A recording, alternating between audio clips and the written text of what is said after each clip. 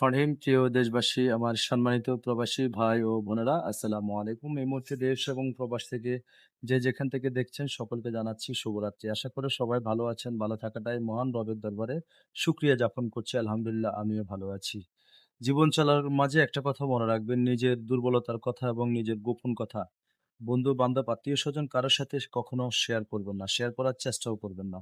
কারণ হচ্ছে যে আপনার দুর্বলতার সুযোগ নিয়ে সে আপনার বিশাল আকারের ক্ষতি করার চেষ্টা করবে, এটা মনে রাখবেন। আরেকটা কথা হচ্ছে, আপনার ঘরের ভিতরে যদি ১০ দিন না খেয়ে থাকেন, আপনাকে কেউ প্রশ্ন করবে না যে তুই খাওয়ার খেয়েছিস কিনা? বা আজকে তোর ঘরে ভাত পাক করছে কিনা? বা তুই দুপুরে খাইছিস কিনা? সে কথাটা কেউ জিজ্ঞাসা করবে না। রাস্তায় যখন একটি ছিঁড়া শার্ট গায়ে দিয়ে বাইর হবেন, ঠিক তখন সবাই জিজ্ঞাসা করবে, "তুই কেন ছিঁড়া শার্ট গায়ে দিয়ে বাইর হয়েছিস বা ছিঁড়া জামা গায়ে দিয়ে কেন বাইর হয়েছিস?" আসলে যেকোনো গুরুত্বপূর্ণ কথা দয়া করে কোনো বন্ধু-বান্ধব, আত্মীয়স্বজনের সাথে শেয়ার করবেন না। একজনের কাছেই শেয়ার করবেন, একজনের কাছে জানাবেন। তিনি হচ্ছেন একজনই, আমাকে আপনাকে এই মিছা দুনিয়াতে যিনি পাঠিয়েছেন, মহান রব্বিল আলামিন আল্লাহ।